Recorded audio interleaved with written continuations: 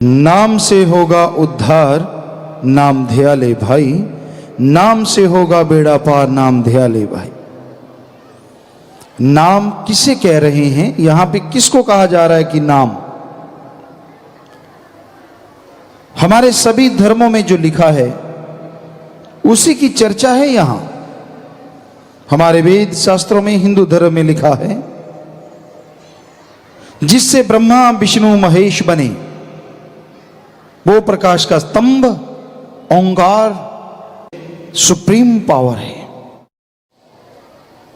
इस्लाम धर्म में आता है अल्लाह का नूर जलाल, जिससे तमाम खलकत बनी है। सिख धर्म में आता है अव्वल अल्लाह नूर उपाया, कुदरत के सब बंदे। और इंग्लिश फकीर भी कहते हैं the gods voice and light या लाइट एंड साउंड।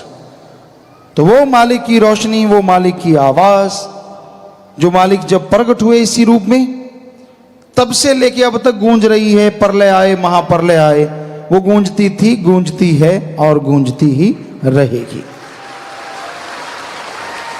वो भगवान की रोशनी, वो भगवान की आवाज, वो भगवान का निराकार रूप, उसे अगर हम देखना चाहें तो उसको बुलाना है। अब इतने आदमी इंसान बैठे हैं, आदमी आदमी बोलो, इंसान इंसान कहो तो कोई उठता नहीं। बाय नेम, नाम लेके बुलाएंगे तो झट से खड़ा हो जाएगा। इसी तरह भगवान भगवान कहें तो 33 करोड़ देवते हैं, कोई कहता है 365 करोड़ है। सारे ही भगवान है। भगवान भगवान करते रहो, कोई नहीं आएगा। मूल मंत्र होता है जैसे देव महादेवों का, उसी तरह मूल मंत्र उस सुप्रीम पावर का है, जिसे यहां नाम कह रहे हैं। उसे बाय नेम बुलाना है। कई लोग कहते हैं क्या फिर देवी देवता की जरूरत पड़ती है? जब आप देवी देवताओं को बनाने वाले भगवान को बुलाने लगे हैं, उसका मंत्र जाप करने लगे हैं, तो देवी देवता पीछे थोड़े ना रह गए, वो भी बीच में ही आ जाते हैं। अगर दुनियावी बात आपको कहें, प्रधानमंत्री या राष्ट्रपति से आपकी दोस्ती मित्रता है, तो क्या बाकी के जो ऑफिसर हैं उनसे मुलाकात करनी जरूरी है? वो तो खुद ब खुद आपको सलाम करेंगे कि भाई ये तो उसका दोस्त है। सो सीधी सी बात, जब उस राम सर्वोच्चम शक्ति, वो सुप्रीम पावर, ओम अल्लाह वाहिगुरु गॉड खुदा रब, जब उसका मूल मंत्र जपते हैं तो बाकी देव फरिश्तों का मूल मंत्र बीच में आ जाता है और सारे ही प्रसन्न हो जाते हैं। इसलिए प्रभु का नाम लेने से ही जीव का उद्धार है। किसी देवी देवता के पास ऐसी ताकत नहीं है जो आत्मा को आवागमन से आजाद कर सके, सिवाय उस ओंकार, सिवाय उस परम शक्ति के। वही एक ऐसा है जो बनाता है, वही एक ऐसा है जो अपने में समा लेता है। बाकी सब वैसे रीति सीधी पूरी कर सकते हैं, लेकिन मुक्ति का दाता तो वो ओम हरि अल्लाह राम है। और उससे उसकी भक्ति करना चाहिए, उससे उसकी भक्ति मांगना चाहिए, क्योंकि उसकी भक्ति करने से इंसान को आत्म बल आता है, आत्मिक शांति आती है और अंदर का सुकून मिलता है। ये अंदर की शांति कोई छोटी बात नहीं है। अरबोंपति खरबोंपति जिनके पास धन दौलत की कोई गिनती नहीं है, अगर उनके पास भी आत्मिक शांति नहीं है, सब कुछ होते हुए भी वो कंगाल हैं। क्योंकि अगर मन की शांति, आम भाषा में लोग कहते हैं, अंदर की अगर शांति नहीं, तो क्या फायदा हुआ धन दौलत के ढेर लगाने का? उससे तो वो अच्छा नहीं जो रोज मजदूरी करता है और मिट्टी के ढेलों पे क्या पता बेखबर होकर सो जाता है, अपनी नींद सोता, अपनी नींद जागता है। जबकि उधर अरबों खरबोंपति होते हुए भी नींद नहीं आती, इंजेक्शन लगा लगा के किराए की नींद लाई जाती है। आप ही बताइए दोनों में जिंदगी कौन सी बेहतर है? ठीक है, मन ललचाता है आपका। साइकिल है, दूसरे के पास स्कूटर पास से निकल गया, यार कहीं हमारे पास भी होता। चलो मेहनत की स्कूटर मिल गया, कार वाला निकल गया, कहता है हाँ निकल जा निकल जा, भगवान करे मेरे पास भी कार होती। सो ऐसे ही गाड़ियों से आगे आगे हवा में उड़ार, और आजकल तो बताते चांद पे भी प्लॉट काटे जा रहे हैं। बसेगा कोई नहीं या नहीं, ये तो भगवान जाने, सुनने में आया है। तो बड़ी हैरानीजनक बातें हैं, बड़ी अजीबोगरीब बातें हैं। तो ये सब चल रहा है। लोग ऐसा कर रहे हैं, लेकिन फिर भी आत्मिक शांति नहीं है। कहते हैं हमारे धर्म, वेद, शास्त्र, पवित्र ग्रंथ सभी धर्मों के, क्यों सदगुरु की रहमत से हमने सभी को पढ़ा और विज्ञान को भी पढ़ा, जितना पढ़ पाए थोड़ा पढ़े, लेकिन जितना भी पढ़े, नॉन मेडिकल के स्टूडेंट रहे, विज्ञान के छात्र, विज्ञान में रुचि रही, तो विज्ञान के अनुसार धर्मों को पढ़ा गुरु जी के हुक्म से। तो सारे धर्मों में यह लिखा हुआ है कि त्रिलोकी का राजा है, अगर वो भी आत्मिक शांति के बिना है तो वो भी कंगाल है। और दूसरी तरफ घास फूस की झोंपड़ी है, पर उसमें अंदर आत्मिक शांति है, तो वो उस राजा से भी अमीर है। इसलिए टेंशन ना लिया करो। असल में आज आदमी दुखी क्यों है? अपने दुखों से कम दुखी है, दूसरे को सुख मिल रहे हैं उससे ज्यादा दुखी है। कहता मेरे पड़ोसी के ऐसा क्यों हो गया, मेरे साथ वाला ऐसे क्यों हो गया, वो निकल गया मैं पीछे क्यों। सो तरह तरह की बातें आती रहती हैं। दूसरों के सुख से जो जलते हैं वो कभी सुखी नहीं रह पाते। होना ये चाहिए भगवान सबको सुखी रख, तेरी मर्जी तेरी रजा, पर मेरे को भी रहमो करम से नवाज दे, ताकि तेरे रहमो करम से मुझे भी खुशियां मिले। तो ये संभव है। इंसान मालिक से मालिक को मांगे, इंसान मालिक से सबके लिए खुशियां मांगे। किसी को खुश देख के कभी जलो ना, कभी तड़फो ना, बेचैन ना हो। हर किसी की तकदीर अपनी अपनी है। हर किसी को भगवान ने एक जैसा तो बनाया है, पर कर्म अलग अलग हैं।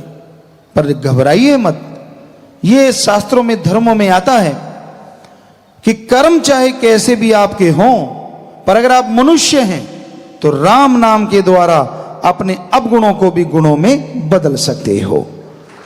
गिरे हुए कर्मों से ऊपर कर्मों में पहुंच सकते हो और प्रभु की दया में रहमत के लायक बना जा सकता है। अल्लाह का रहमो करम बरस सकता है अगर आदमी सच्चे दिल से उसकी इबादत करे, भक्ति करे। तो इंसान को मालिक ने हक दिया है। कहते हैं जब आदमी को बनाया गया, भगवान ने सारे देवी देवताओं को बुला लिया, सारे फरिश्ताओं को बुला लिया, आओ भाई एक बुत बनाया है, एक नमूना बनाया है। सारे देवता फरिश्ते इकट्ठे हो गए, कहने लगे मालिक क्या है ये? कहते ये है आदमी, इंसान, मनुष्य। फिर कहते ये मृत्युलोक में जाएगा और इसमें जो भी आत्मा जाएगी वो कुछ हद तक खुद मुख्तियार होगी, अपनी मर्जी की मालिक, कुछ हद तक नए कर्म बना सकेगी। कहने लगे जी फिर? कहते नए कर्मों में सर्वश्रेष्ठ कर्म भगवान कह रहे हैं ये मेरी भक्ति भी कर सकेगी, और अगर ये मृत्युलोक में रह के मेरी भक्ति करेगी तो इसे मैं मृत्युलोक में भी दर्शन दूंगा और आवागमन से भी आजाद करवा दूंगा। और धर्म कहते हैं कि जब देव फरिश्तों ने ये बात सुनी तो सब ने नमस्कार किया इंसान के बुत को, इंसान के शरीर को, कि धन्य भगवान और धन्य उसके खेल, कि ये तो शरीर ही बड़ा कमाल का है। लेकिन आप देख लीजिए कितना कमाल का है। पशुओं वाली हरकतें ज्यादा हैं। सारा दिन खा लिया, पशु भी खाते हैं, बच्चे पैदा कर लिए, पशु भी करते हैं, मकान बना लिया, पशु भी कोई ना कोई जगह ढूंढ लेते हैं। आदमी कहता है जी साइंस में बड़ी तरक्की की, पशु नहीं कर सकता। तरक्की के सुख सुविधा के साधन जरूर नजर आते हैं, लेकिन एटम, परमाणु, हाइड्रोजन, जिसकी वजह से आज पूरी दुनिया बारूद के ढेर पे बैठी है, वो भी तो आदमी का किया धरा है। बल्कि पशु का अगर देखें तो जीते जी मलमूत्र काम में आता है, उससे खाद ली जाती है, आप जानते हैं मलमूत्र पशु का। और आदमी के लिए तो चिंता पड़ी हुई है उसका संभाला कहां जाए। सीवरेज बनते हैं, कुएं बनते हैं, पता नहीं क्या क्या लटरम पटरम। अभी शोध भी जारी है कि किस तरह से आदमी की गंदगी को संभाला जाए। और जबकि पशुओं की यहां भी कर दिया, वहीं फल फूल ज्यादा आते हैं। मरने के बाद पशुओं का हड्डियां, चमड़ा, मांस सब काम में आ जाता है, और आदमी की फिर चिंता पड़ जाती है कि इसका जो हड्डियां बची हैं उसको कहां लेके जाएं, वहां भी टैक्स लगेगा, आप समझ गए होंगे, वहां भी चक्कर पड़ता है। जलाने में अलग लकड़ियां लगती हैं। और बहुत जगहों पे विदेशों में सत्संगी आए थे, अमेरिका में, कह रहे गुरुजी मैं जरा सा ढीला हो गया, फोन आने शुरू हो गए। किनके? जलाने वालों के। हमारे से जलवाना हम इतने डॉलर की छूट दे देंगे, हमारे से जलवाना हम इतने डॉलर की छूट दे देंगे। कहने लगा मैं भाई मैं जिंदा रहना चाहता हूं, मैं अभी मरा नहीं हूं। पहले उनको पता लग जाता है, एजेंट छोड़े होते, अपने फिर भी अभी फर्क है। लेकिन अपने भी मामला गड़बड़ हुआ पड़ा है। हमारे कहते थे 2.5 गज जगह तो मिलेगी, वो भी गई। चबूतरा बना देते हैं, उस पे काम किया, झाड़ू लगाया, आज अभी दूसरा भी इसी चबूतरे पे। पहले 2.5 गज जगह होती थी। तो कहने का मतलब फिर आदमी मान गुमान शान किस पे करता है? अरे बढ़िया बढ़िया कपड़े उतार लेते हैं। अजी और छोड़ो, आप पलंग पे लेटे होते कितने सुंदर होता है ना, ये चारपाई सही नहीं, ये पलंग सही नहीं, इसका डिजाइन सही नहीं, फलां ढींकड़। और जब आत्मा चली गई ना, धड़ाम से नीचे गिरा देंगे। धड़ाम से नहीं, रखेंगे तो आराम से, लेकिन है तो धड़ाम से। आपको ये जीते लोगों को बताना है कि जब तक आत्मा है तो कदर है, आत्मा नहीं तो चल धरती पे। और कपड़े भी ढंग के नहीं, अधसिला सा चढ़ा देते हैं, ये भी नहीं देखते प्रेस हुआ है कि नहीं, कोई मतलब नहीं। और नहलाते हैं, नहलाते क्यों हैं? क्या उस मुर्दे की बारात तो निकलनी नहीं? क्यों नहलाया जाता है? कोई रीत रही होगी, लेकिन असली रीत जो हमने देखी वो ये है, नहलाने के बहाने अगर उसने तागड़ी पहन रखी है वो तोड़ लेते, घड़ी अच्छी है तो वो उतार लेते हैं, अंगूठियां हैं तो वो उतार लेते हैं, सारा सामान उतार लेते हैं। हमने कहा भाई बुजुर्गों से ये घड़ी क्यों उतार रहे हो? कहते मुर्दे ने अब जल जाना है, क्या फायदा, इसमें पानी पड़ जाएगा। अरे जब मुर्दे में पड़ गया तो इसमें पड़ जाएगा तो कौन सी आफत आ जाएगी? असली बात यह है बाद में खुद बरतनी है। बड़े घरों वाले उन्होंने दान कर देनी है, बाबा लूटनी है। तो भाई ये हकीकत है, चाहे मानो ना मानो, असलियत तो यही है। और फिर किसी लिए पाप करते हो, किसी लिए ठगियां मारते हो, चंद रुपयों के लिए किसी के गुलाम क्यों बन जाते हो? क्यों नहीं जमीर की सुनते? क्यों नहीं भगवान की चर्चा करते? क्यों चंद रुपयों के लिए आज आदमी बिक रहा है? क्यों धर्म को ताक पे रखा हुआ है? ठगी, बेईमानी, रिश्वतखोरी, भ्रष्टाचार। और हम गारंटी देते हैं पाप जुल्म की माया जैसे जैसे घर में जाएगी, घर से प्यार मोहब्बत तंदुरुस्ती चली जाएगी। ये धर्मों में पढ़ा है हमने, सारे धर्मों में। फिर उसका फायदा, जितने कमाए बीमारी पे लग गए, किसी और चीज पे लग गए, क्या फायदा? तो शेख फरीद रूहानी सूफी संत हुए, वो कहते हैं फरीदा देख पराई चौपड़ी मत ललचावे जीव।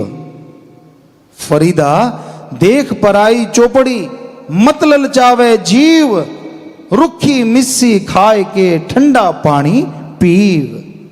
कि किसी को ऐशो इशरत में देख के जी को ललचाओ मत। क्या पता उस ऐशो इशरत के लिए उन्होंने कितने गुनाह किए होंगे, कितने पाप किए होंगे जो उनको भोगने पड़ेंगे। इसलिए जो मेहनत की आती, हिंदू धर्म कहता है कड़ा परिश्रम करो, इस्लाम धर्म हक हलाल, सिख धर्म दसानवादी किरत कमाई, और इंग्लिश फकीर हार्ड वर्क। रुखी मिस्सी जैसी मिल गई मेहनत की खाओ, भगवान का शुक्र करो, खुशियां लो, नहीं मिली उसके लिए मेहनत करो, और राम नाम का, सबर का, संतोष का ठंडा पानी पी लो ताकि चिंता ना आए। जो ऐसा कर लेगा वो संसार में सबसे सुखी है, बाकी सब दुखी हैं। तो भाई आदमी की फितरत है ये, नाम नहीं जपता, काम वासना, क्रोध, लोभ, मोह, अहंकार में डूबा रहता है, मन माया में फंसा रहता है। तो इन चीजों को छोड़ के, पर छोड़ना कोई आसान नहीं है। ये छूटेंगी सबकी सब जब आप राम का नाम जपेंगे, जब आप प्रभु की भक्ति करेंगे। भक्ति से संभव है, भक्ति से ही खुशियां मिलती हैं, भक्ति ही तंदुरुस्ती देती है, भक्ति ही भगवान पे यकीन बढ़ाती है, और भक्ति ही आवागमन से आजाद करवाती है। कई लोग कह देते गुरुजी भगवान दिखा दो, हम मान लेंगे भगवान है। ठीक है, बंजर धरती है, आप इसमें से 40 मन गेहूं प्रति एकड़ झाड़ के दिखा दो, हम भी आपको हाथ में एक चुटकी में भगवान दिखा देंगे। कहते ना जी, बंजर धरती में पहले तो संवारना पड़ेगा, पानी लगाना पड़ेगा, खाद देनी पड़ेगी, फिर बीज डालना पड़ेगा, फिर जाके 40 मन या ऐसा कुछ झाड़ आएगा। तो पहले क्या करना पड़ेगा? बीज डालना पड़ेगा, फिर फसल आएगी। यानी फल बाद में मिलेगा, पहले मेहनत करनी होती है। तो फिर भगवान सीधा ही कैसे हाथ में पकड़ा दें? पहले भक्ति बाद में भगवान। जब भगवान मिल गया भक्ति खाक ही करोगे, जब भगवान ही मिल गया। तो आज के लोगों का खोपड़ा घुमा हुआ है भगवान की तरफ। इधर कहते पहले दे दो, फल पहले बीज बाद में। है ना कमाल की बात? क्या कोई बच्चा एमए की डिग्री लेके बाद में नर्सरी पढ़ेगा क्या? नहीं, पहले नर्सरी से शुरू होके एमए तक जाएगा, तभी डिग्रियां मिलेंगी। तो वही बात इधर है, पहले भक्ति करनी पड़ेगी भाई। समाज में पैसा लेके आप दूसरों का बोझ उठा सकते हैं। जैसे खेत में काम धंधा करवाते हैं, पैसा दिया, ले भाई दिहाड़ी मजदूरी, बोझा उठाएगा। दफ्तरों में काम धंधा लोग करते हैं, अपनी ड्यूटियां देते हैं, पैसे के लिए देते हैं। पैसा दिया और ड्यूटी करनी पड़ती है। आप स्टेशन पे है, बस अड्डे पे है, पैसा दे दो, लोग आपका बोझा उठा लेंगे। पर हम आपको गारंटी देना चाहते हैं, जरा ध्यान से सुनिए। पैसा देके आप दुनियावी बोझ उठा सकते हैं, पर याद रखो, पैसा देके आप अपने कर्मों का बोझ किसी से नहीं उठवा सकते, वो तो खुद भोगना होगा। एक ही तरीका है सारे धर्मों का सार।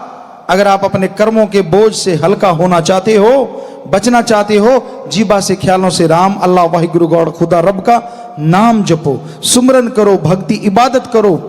तो भक्ति इबादत एक तरीका है जो आपके भयानक पाप कर्मों को कंकर में बदल देगा। आप खुशियां हासिल कर पाएंगे और मालिक की दया में रहमत के काबिल बन जाएंगे। तो पाप कर्मों से बचने के लिए सुमरन खुद करना होगा। कोई बना बनाया सुमरन नहीं दे सकता। हाँ, कोई संत पीर फकीर तरस करके दयालु होके किसी के कर्म काट दे, वो एक अलग बात है, क्योंकि वो भगवान से एक हो चुके होते हैं। आम आदमी की बिसात नहीं। और वो जो एक हो चुके होते हैं वो पैसा नहीं लेते। ये नहीं कहते कि भाई तेरे कर्म काटेंगे पैसा दे, या वो बाद में कहते हो कि मैंने तेरे कर्म काट दिए। वो कहते ना, भगवान काटने वाला है, वो कर्म काट सकते हैं। जो चुपचाप काट देते हैं और शोर भी नहीं मचाते। जो शोर मचाते रहते, ले मैंने तेरे को बेटा दिया, निकाल मेरे लिए मारुति कार, वो तो सब बकवास है, सब झूठ है। क्योंकि जब भगवान पैसा नहीं लेता तो उसका भक्त पैसा कैसे ले सकता है? हमने कभी किसी ग्रंथ में नहीं पढ़ा, पवित्र रूहानी ग्रंथ में सभी धर्मों के, कि वो लेता है। यही लिखा है, वो सबको देता है, पत्थरों में भी जिंदगी दे देता है। वो भगवान, वो अल्लाह, वो राम, वो दाता। इसलिए हमें उससे मांगना चाहिए, उसकी भक्ति इबादत करनी चाहिए, उसका सुमरन करना चाहिए। वो कमी नहीं छोड़ता। अगर कोई सच्ची तड़प से उसे बुलाता है तो वो दौड़ा चला आता है। इसलिए प्रभु का नाम जपो, सुमरन करो और अच्छे काम करो, तो बेड़ा पार हो जाएगा। यहाँ गम चिंता परेशानियों से आप आज़ाद हो जाएंगे और आगे भगवान की गोद में। वाकई आज इंसान अपने घर से बेघर हुआ, दुनिया की और माया की रंग बिरंगी कहानियों में उलझा हुआ है। दिन रात मारो मार करता है, दिन रात भागा दौड़ी इंसान करता रहता है। जायज़ क्या है और नाजायज़ क्या है, इस बारे में कोई ख्याल इस इंसान को नहीं है। दिन रात पगलाया हुआ, दिन रात मायक पदार्थों में उलझा हुआ, मालिक से दूर होता जा रहा है। खुशियां दूर होती जा रही हैं, गम दुख दर्द परेशानियों में उलझता जा रहा है। ऐसे घोर कलयुग में, ऐसे भयानक समय में इंसान सब कुछ भूला बैठा है, हर चीज भूल गया है। अपने परमपिता परमात्मा को, उस अल्लाह वाहिगुरु गॉड खुदा रब को जिसने सब कुछ बख्शा है, अपनी अकल के जोर पे, पढ़ाई या अपने मन और मैं की खुदी के जोर पे इंसान सोचता है पता नहीं मैं क्या से क्या कर दूं। पर अगर कोई चंद्रमा पे थूकता है तो मुंह उसके ऊपर आके वो थूक पड़ा करता है।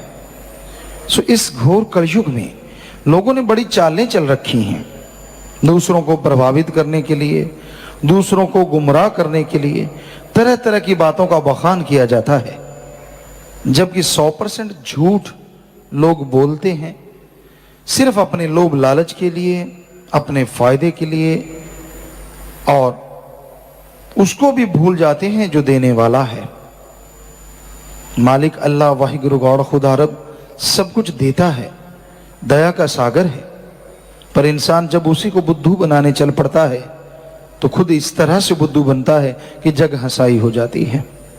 तो इस घोर कलयुग में, इस भयानक समय में ऐसा दौर चला हुआ है, ऐसा समय चल रहा है कि लोग दिन रात इन्हीं चीजों में लगे हुए हैं। दुनिया की रंगरलियों पर तू क्यों हो गया दीवाना है। खुली छूट मिली, बुरे कर्म करता है, काम वासना का भूखा, अल्लाह वाहिगुरु मालिक राम से भी इनकार करता है। लोग यह सोचते हैं कि ये मैं ही कर सकता हूं, कोई और करता नहीं। आप भूल जाते हैं जिसने दिमाग दिया है वो सब कुछ कर्ण करावण हार है। वो दया का सागर, रहमो करम का मालिक कभी किसी का बुरा करता नहीं। पर इंसान जब बुरा करता ही चला जाता है, करता ही चला जाता है, जब वो अपनी बेड़ी में बट्टे डालता ही चला जाता है तो मझधार में डूबती जरूर है। तो इंसान को अपने आप को लगाम देना चाहिए। खुद करना कराना कुछ भी नहीं, डक्का तोड़ना नहीं, और बैठे बिठाए सब कुछ मिल जाए। जो इंसान ऐसा सोचा करते हैं एक दिन वो औंधे मुंह गिरा जरूर करते हैं। तो भाई यही बेपरवाह जी ने फरमाया, तू इस माया के फूलों पर क्यों देख देख कर फूला है। यकीन मानिए आज माया के यार इतने बन गए हैं कि अपने सतगुरु अल्लाह मालिक को भुला दिया है। सब कौल इकरार, हर चीज बड़ी हैरानी होती है सुन के, बड़ा दुख होता है। इंसान ने सब अपने आप करा कराया हो, उस बात से मुकर जाए और फिर दोष दूसरों को देता है। तो आज माया रानी के लिए लोग क्या नहीं कर रहे। आपने पीछे भी अखबारों में पढ़ा क्या क्या नहीं हुआ, कैसे लोगों को लोभ लालच दिया जाता है कि आप सच को रोको, किस तरह से गुमराह किया जाता है। तो ये लोग शातिर दिमाग दिन रात इसी में लगे रहते हैं कि कोई माया का लोभी लालची मिले और हम उसे गुमराह करें।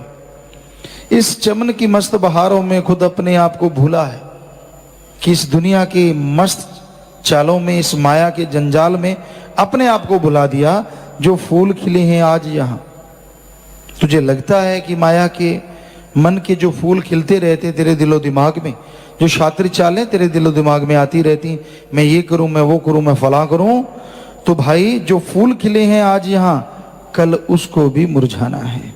सब कुछ मुरझा जाएगा, सब कुछ कमला जाएगा, तो दूर हो जाएगा, इतना पगला हो जाएगा कि किसी ने तेरी बात नहीं पूछनी। ये जीवन एक कहानी है, ये 2 दिन की जिंदगानी है। भाग्यशाली होंगे वो लोग जो बचनों पे रहते हुए अल्लाह वाहिगुरु राम की भक्ति करते हुए मालिक से ओढ़ निभाएंगे, क्योंकि ये बड़ा ही दुश्वार है इस कलयुग में। असंभव तो कुछ भी नहीं है, लेकिन फिर भी मुश्किल बहुत है। यहां माया के यार हैं, मन के गुलाम हैं, बुरे बुरे कर्म करना, सारा दिन बिस्तर तोड़ना, काम का ना काज का, दुश्मन अनाज का। ऐसे लोग फिर देखते हैं कि किस तरह से, कैसे लोगों को लूटा जाए, किस तरह अपने सारे कौल इकरार हमारे सामने कौल इकरार करके लोगों को भूलते देखा और शोर मचाते देखा है। हैरानी होती है, बड़ी हैरानी होती है। बड़ी अजीबोगरीब बातें सुनने को मिलती हैं जो समाज में कहीं कोई मायने नहीं रखती, जिसका कोई मतलब ही नहीं है। लेकिन फिर भी दिन रात इंसान ये भूल जाता है कि ये जीवन हमेशा के लिए नहीं है। क्या पता चलते चलते कब बुलावा आ जाए। ये जीवन एक कहानी है, ये 2 दिन की जिंदगानी है। या टिककर कोई रहा नहीं, ये दुनिया आने जानी है। ये आने जाने की दुनिया संसार कारखाना है। इस बात को भूलना मत पगले, तुझको भी एक दिन जाना है। इस बात को मत भुलाओ कि एक दिन चले जाना है, एक दिन सब कुछ छोड़ जाना है। अब भी संभल नादान न बन, गफलत में पड़ा क्यों सोता है। बेपरवाह जी ने फरमाया उनकी नूर नजर तले जो भी भजन आते हैं कि अब संभल जाओ, समय गुजर रहा है, कहीं ऐसा ना हो कि ऐसा कुछ कर बैठो हाथ को हाथ ना मिला पाए, अल्लाह मालिक को मुंह ना दिखा पाओ। अब भी संभल नादान न बन, गफलत में पड़ा क्यों सोता है। मत पड़ अहंकार में, मत पड़ खुदी में, मत पड़ बुराइयों में। जो जागत है सो पावत है, जो सोता है सो खोता है। जाग जाओ अल्लाह वाहिगुरु राम के नाम से, मालिक सतगुरु के प्यार मोहब्बत से। जो जागत है सो पावत है, जो सोता है सो खोता है। जो संतों की बात को इग्नोर करता है, अमल नहीं करता, वो सब कुछ खो देता है। अपनी मंजिल को जो समझे वो ही राही बड़ा सियाना है। जो अपनी मंजिल, जो एम, लक्ष्य को अपना लक्ष्य मान के चला करते हैं, वचनों पे रहा करते हैं, यकीनन उन्हें अंदर बाहर कोई कमी नहीं रहा करती। कुछ सोच ले उठ नादान जरा, कर ले सुमरन भगवान जरा। ऐसे लोगों से हम पूछना चाहते हैं कितना सुमरण करते हैं। मालिक की रहमत चाहिए, मालिक की रहमत क्यों नहीं। तरह तरह कुछ मांगते हैं मालिक से। जो मांगे ठाकुर अपने से, सोई सोई देवे। जो मांगोगे मिल तो जाएगा, पर कोई उल्टा सीधा ना मांगो। मालिक से मालिक को मांगो। कई बार आदमी मांग लेता उल्टा और मालिक दे भी देता है जल्दी। ऐसा होते देखा। एक बहुत पहले की बात है, कोई सत्संगी बहन थी, बहुत बीमार हुई, सुमरन करने लगी और अचानक सत्संग सुना और ये मांग बैठी कि मालिक ठीक है फिर मुझे ले ही चल। तो ऐसा हुआ कि मालिक ने कहा कि चल बेटा, फिर शाम को ही आ गई। क्योंकि वो राम, वो अल्लाह वाहिगुरु कई बार जीव को सुधारने के लिए भी कुछ ऐसा कर देते हैं कि ठीक है चलो फिर करो तैयारी। ना रोटी अच्छी लगे, चारपाई पे टट्टी पेशाब निकल गया। नहीं मैंने तो नहीं जाना, कहते आपने ही मांगा है कि चलना है, कर ले तैयारी, फिर बांध ले जुल्ली बिस्तर। अब कहना तो बड़ा आसान है, बड़ी ऊंचा हाथ कर करके लोग कह देते हैं, और जब मार पड़ती है ना तब कुरलाते हैं। तो फिर रोने चिल्लाने लगी, मालिक ये क्या हुआ, भागी यूपी में सत्संग था, आके मिली गुरुजी, मैंने तो भगवान से ये मांग लिया और भगवान जी तो फौरन आ गए। तो बेटा तू गलत क्यों मांगा? कि मुझे क्या पता था। पता क्यों नहीं, मैं हम तो रोज सत्संग में कहते हैं कि मालिक से बुरा ना मांगो भाई, बुरा ना मांगो। अब कैसे होगा? कैसे होगा? हाँ भाई सुमन करो और मालिक से जिंदगी मांगो, तंदुरुस्ती मांगो। कोई भयानक कर्म होता है, कट जाता है। बस लगी सुमन करने।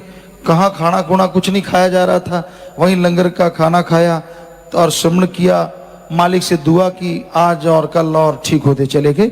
मालिक ने रहमत की। सो मालिक से मालिक को मांगना चाहिए, उसकी दया में रहमत को मांगना चाहिए। रब से मखौल ना करो, कोई पता नहीं कब वो सुन ले, लेने के देने पड़ जाए। ज्यादा जो नाक ऊपर उठा उठा के चला करते हैं अहंकारी लोग, ऐसी मार पड़ती है कि गर्दन उठ नहीं पाती। तो हम तो किसी को डराना तो क्या दाल लेनी है। हमारा तो बताने का मतलब मालिक से मांगना है तो अच्छा मांगो, मालिक से मांगना है तो सबका भला मांगो, अपने लिए भक्ति बात तंदुरुस्ती मांगो, क्योंकि मालिक सब कुछ देने वाला है। तो क्यों ना फिर मालिक से मालिक को मांगा जाए।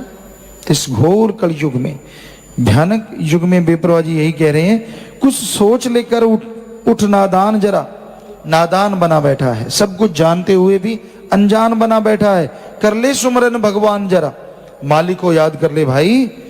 पुण्य पाप की गठरी जो बांधी, उसका भी कर, उस पर भी कर ले ध्यान जरा। क्या कर्म किया, कितने अच्छे कर्म किए, कितने पुण्य किए, कितने पाप किए, जरा ध्यान कर ले, जरा ध्यान दे। वक्त अमोलक जीवन का फिर लौट के हाथ ना आना है। जो वक्त गुजरता जा रहा है वो लौट के वापस नहीं आता। इसलिए गुजरते हुए वक्त को ध्यान में रखो, अच्छे नेक कर्म करो, बुरे कर्म ना करो। मालिक से मालिक को मांगो, मालिक से मालिक की बरकतें मांगो, सेवा सिमरण करो, तो आपके पाप कर्म कटेंगे और मालिक के दर्शन होंगे। नादान ना बनो। नादानी जो करते हैं उनके पल्ले कभी कुछ रहा नहीं करता। सो भाई रब नाल ठगियां क्यों मारे बंदे? बड़ी हैरानी होती है। उस अल्लाह मालिक की दरगाह पे लोग, एक तरफ ऐसा संसार है यहाँ लोग अंधाधुंध चढ़ाते रहते हैं, और एक तरफ ऐसे लोग होते हैं जो सोचते हैं रब की जगह से लूट लिया जाए। हमने देखा है लूटते कैसे। 100 रुपया रखा, 10 रुपए रखे। हमने देखा खुद कि देखा कि ये मालिक का, कोई भी हिंदू मुस्लिम सिख ईसाई धर्म में हमने देखा कई जगहों पे कि 100 रुपया रखा, 95 रुपए वापिस उठा लिए। 10 रुपए रखे, दूसरा आया उसने 10 रखे, 95 उठा लिए। अब कोई वहां पकड़ने वाला नहीं। जो मालिक की चर्चा कर रहा है उसको गुस्सा जरूर आ रहा है, क्योंकि उसकी निगाह के सामने हो रहा है। थोड़ा बहुत इधर उधर बैठा है उसको भी गुस्सा आ रहा है, पर वो हिल नहीं सकता। यार इसने 10 रुपए रखे हैं और 95 उठा के ले गया। उसी निगाह मारता उसे 5-7 आ जाते हैं। सो बड़ी हैरानी होती है इस कलयुग में लोगों को ऐसा करते देख के। और ये हकीकत है जो आपको सुना रहे हैं, बहुत सालों पहले की बात है। आज तो पता नहीं क्या क्या करते होंगे। आज भी हमने देखा है लोगों को, सब कुछ होता है, सब कुछ नहीं, फिर नहीं शायद कुछ और, शायद कुछ और। उस और पाने की चाह में क्या प्यार, क्या खुशियां, क्या मालिक की रहमतें, सब कुछ गवा बैठते हैं। मालिक कभी किसी से ठगी नहीं मारता, वो तो कई गुना बढ़ा के देता है, पर मरोड़े क्यों लगते हैं, समझ से बाहर है। तो इस कलयुग में भी लोगों को ठगी मारते देखा है। पर ये बेपरवाह मस्ताना जी महाराज का वो दर है जो लोहे के चने हैं, खा लेगा ना तो उल्टी होती है, ना टॉयलेट के रास्ते निकलते हैं, अंदर ही अंदर इंसान को जख्मी करते रहते हैं और बुरी तरह से बर्बाद हो जाता है। सो भाई ऐसा कर्म ना करो, ऐसा कर्म ना सोचो। वक्त अमोलक जीवन का फिर लौट के हाथ ना आना है। वो भोले पंछी सोच जरा तेरा असली कहां ठिकाना है।